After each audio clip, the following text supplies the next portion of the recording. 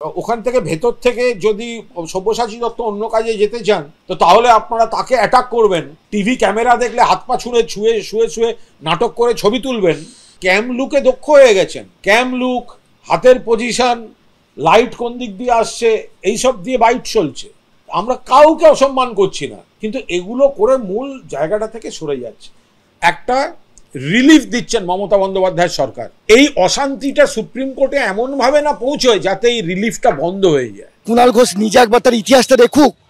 আমরা এখানে নাটক করতে বসছি, আজকে 1 বছর ধরে আমাদের যোগ্য অযোগ্য আলাদা পৃথকীকরণ করেনি কেন?